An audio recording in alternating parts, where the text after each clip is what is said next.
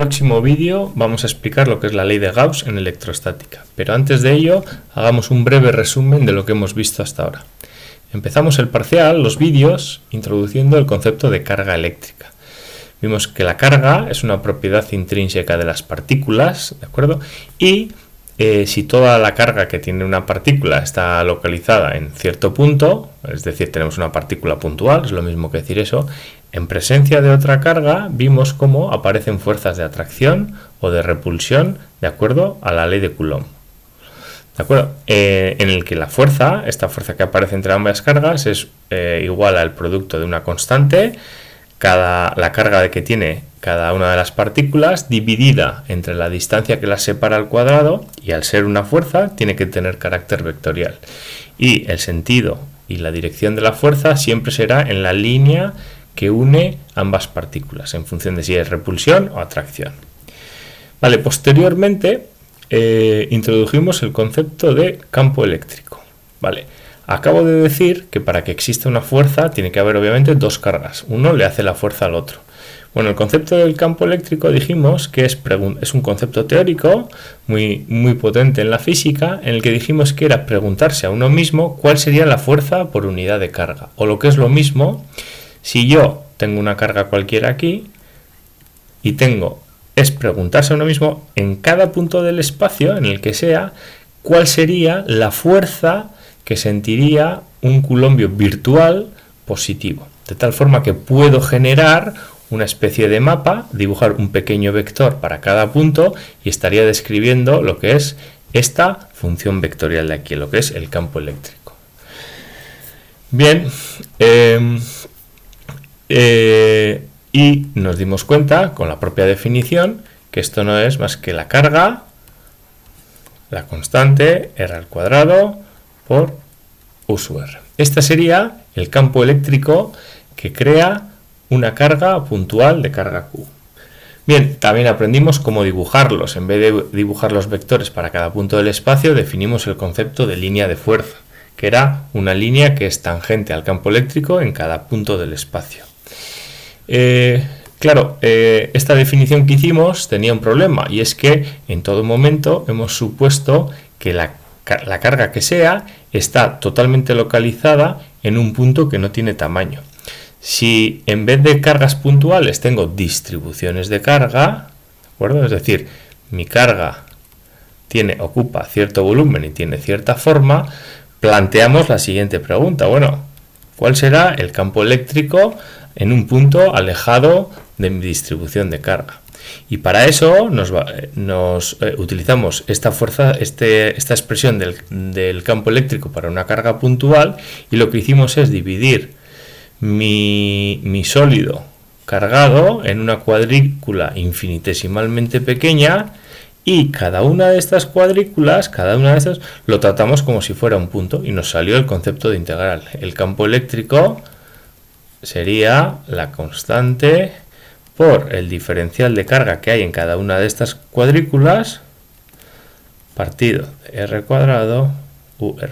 Y esta integral la tengo que efectuar sobre todo, tengo que sumar el efecto de todas las cuadrículas, lo que es lo mismo, tengo que hacer una suma sobre que recorra todo el sólido, es decir, una integral, ¿vale? Es una suma de Riemann. Bien, y así, llegados a este punto, pues aprendimos a calcular casos sencillos como el campo eléctrico que crea un cable infinito, un plano, también vimos, un aro y algún que otro caso más. Bueno, lo que vamos a ver a continuación, no hay física nueva, es la ley de Gauss, pero nos va a ser terriblemente útil para calcular el campo eléctrico de ciertas distribuciones de carga cuando esas distribuciones de carga tengan una simetría muy marcada. Ya veremos por qué. Para empezar, definamos lo que vamos a conocer como el flujo. Primeramente vamos a hacer una definición gráfica y después le daremos carácter matemático. Bien, definimos una superficie imaginaria, es decir, que está en nuestro cerebro, no existe en realidad, cerrada. Una superficie cerrada es aquella, todo el mundo más o menos sabemos lo que es, pero es aquella que está perfectamente bien definido qué es estar dentro de la superficie o fuera de la superficie, ¿no? Pues imaginemos, típica esfera, bueno, pues dentro y fuera está perfectamente definido. Mientras que, por ejemplo, si tengo un plano, pues no sabemos lo que es estar dentro y lo que es estar fuera. Esto es una superficie abierta. Vale, pues bueno, en cierta región del espacio tenemos un campo eléctrico, bien sea generado por cargas puntuales o por cargas que tengan cierto volumen, nos da igual, y entonces en todo el espacio, alrededor de esas cargas, existirá un campo eléctrico. Vale, y ese campo eléctrico, yo podría darle en qué coordenada del espacio estoy, viene dado, y me devolverá un vector. Lo que es lo mismo, lo puedo dibujar mediante líneas de campo. Aquí hemos puesto dos ejemplos. Vale, bueno, pues el flujo es lo siguiente. En términos gráficos es, cojo una superficie, la que yo quiera, ¿vale? Una superficie imaginaria, cerrada eso sí, y es hacer el balance neto de líneas de campo que atraviesan en una dirección y en otra mi superficie imaginaria. Es decir, contar +1 aquellas que salen y -1 las que penetran desde fuera hacia adentro, ¿vale? Sí, entonces en esta situación, pues sí, tendré que ir contando y el flujo valdrá lo que valga, ¿vale? Bueno, acabamos de ver lo que es el concepto de flujo bueno, es en matemáticas, pero en este caso en electrostática. Ahora vamos a darle carácter matemático. Si tengo que contar el número de líneas que me atraviesan una superficie, y al final el número de líneas hace referencia al campo eléctrico, ya sabéis que cuanto más intenso es el campo eléctrico, más líneas tengo, bueno, pues podría en principio definir el flujo como el producto del campo eléctrico que tenga yo en el espacio por el área de mi superficie imaginaria. ¿De acuerdo? Esto es como una primera aproximación de cómo podríamos expresar matemáticamente el flujo que todos vemos visualmente lo que es, sino contar las líneas que atraviesan mi superficie. Esto tiene un problema y es el siguiente. Si yo este mismo campo eléctrico y este mismo área, es decir, este campo eléctrico que tenéis dibujado aquí y este área, las oriento de forma distinta, de tal manera que, por ejemplo, el área, siendo del mismo tamaño, un plano del mismo tamaño, lo pongo horizontal con respecto, o paralelo si queréis, con respecto a este campo de aquí, ¿vale? Claramente aquí atraviesan un montón de líneas de campo y aquí no atravesaría, cuando el plano está horizontal, no atravesaría ninguna. Entonces se ve claramente, es decir, este es el mismo plano pero puesto de forma horizontal. Si el flujo es el número de líneas que atraviesan mi área, de alguna forma la orientación entre el plano y el campo eléctrico tiene que estar codificado dentro de la definición, ¿vale? Entonces lo que se nos puede ocurrir es decir, vale, pues en vez de hacer un producto escalar Mondo y Lirondo, entre un producto entre números, Mondo y Lirondo, hago un producto entre vectores, un producto escalar entre vectores. El campo eléctrico ya sabemos que tiene carácter vectorial y el área también está definida bien como un vector. Sabéis de geometría que el área de un plano, de cualquier superficie, es el vector normal a la superficie y su tamaño, este de aquí, es igual al área del plano, ¿de acuerdo? Entonces, lo que he hecho es aquí, he extendido la definición. Al darle carácter vectorial y ser un producto escalar, la orientación entre el campo eléctrico y el área está perfectamente definida y va a reflejar el hecho de que si el campo eléctrico y el plano son paralelos entre sí, el producto escalar me va a dar 0 porque aquí va a haber 90 grados y el flujo en este caso, como es de esperar, es 0 porque no atraviesa ninguna línea mi superficie. Mientras que si la línea de campo es perpendicular al área, es decir, es paralelo al vector, recordad que el vector es este de aquí, ¿sí? Si estos dos son paralelos, el flujo, el número de líneas que atraviesan mi superficie es máximo, ¿vale? Esto sería A por coseno de teta. Aquí hemos analizado los dos casos extremos donde teta vale 90 o vale 0. Por supuesto, si tiene algún tipo de inclinación, pues será cualquier valor intermedio. Entonces, esta definición de flujo del campo eléctrico es mucho más apropiada que esta, pero sigue teniendo un problema, y es el siguiente.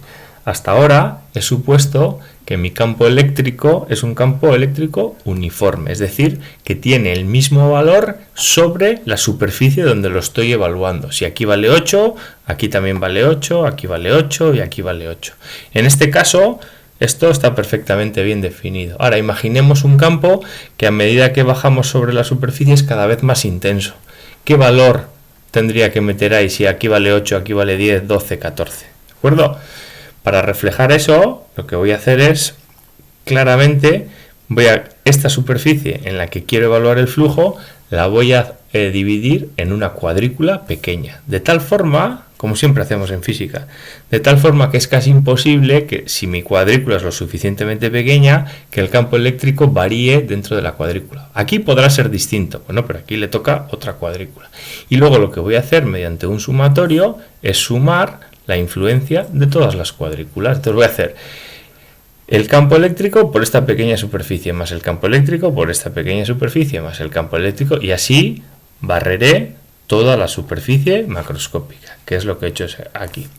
¿Cuándo será exacto? Bueno, será exacto cuando mi tamaño de la cuadrícula, este que está aquí, vaya a 0, o sea, cuando sea infinitamente pequeño. Por lo tanto, tengo que sumar también infinitas cuadrículas, y esto es una vez más una suma de Riemann, que es la integral. Entonces, en aquel caso general en el que el campo eléctrico varíe sobre mi superficie, deberé integrar sí o sí sobre la superficie, ¿vale?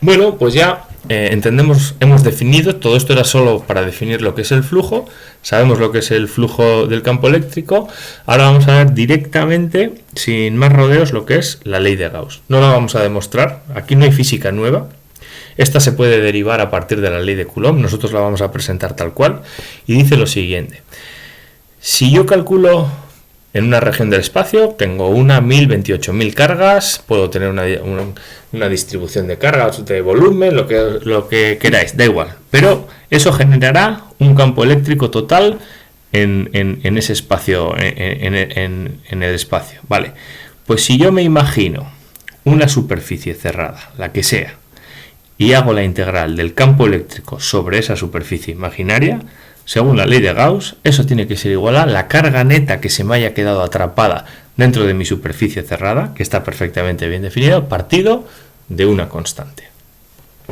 ¿Vale? La ley de Gauss se cumple siempre. Otra cosa es cuándo nos será útil a nosotros a la hora de calcular campos eléctricos. En ciertos casos, por ejemplo, podéis pensar que tenemos una carga, bueno, la vamos a dibujar rosa, una carga que ocupa un volumen, una esfera perfectamente simétrica. Bueno, pues me podría imaginar, si yo soy capaz de imaginarme una superficie que respete la simetría del problema, en este caso otra esfera por fuera de ella, por ejemplo, esta integral está chupada. ¿Por qué? Porque yo no espero que el valor del campo eléctrico cambie si me muevo a lo largo de toda la esfera, que es la integral que yo tengo que hacer, ¿vale? Es decir, lo que valga aquí, dada la simetría del problema, el valor que tenga aquí el campo eléctrico será el mismo al que tenga aquí y en cualquier punto. Lo que quiere decir que en realidad no lo tengo que integrar. Este campo eléctrico puede salirse fuera de la integral y el campo eléctrico será esta expresión de aquí. E por el área. ¿Sí? Y eso será la carga interior partido de E sub 0. Claro, esto, lo que yo quiero hallar, en principio desconocido, el área de mi superficie de integración lo conozco porque la he puesto yo, podré determinar cuánto vale el campo eléctrico. Pero siempre haciendo esa trampa. No es que no es una trampa. Tengo que tener en mi mente más o menos cuál es la superficie de integración que debo utilizar en la que el campo eléctrico, sobre la que el campo eléctrico no varía y por lo tanto lo puedo sacar fuera de la integral. acuerdo? En esos casos, la ley de Gauss me será muy útil para calcular el campo eléctrico. Eso no quiere decir que solo se cumpla en casos simétricos. La ley de Gauss se cumple siempre, pero en aquellos casos en el que yo no pueda sacar el campo eléctrico, no me será de gran utilidad para resolver problemas. Tendría que resolver la integral y es algo que matemáticamente todavía no tenéis por qué saber hacer. ¿De acuerdo? Vale, bueno, pues para ver esto más en detalle, en los próximos vídeos vamos a aplicar la ley de Gauss en casos simétricos, como decía, muy concretos, de distribuciones de carga, y vamos a recuperar algunos resultados que ya sabemos de forma muy sencilla y algunos otros nuevos. Pero eso en el próximo vídeo.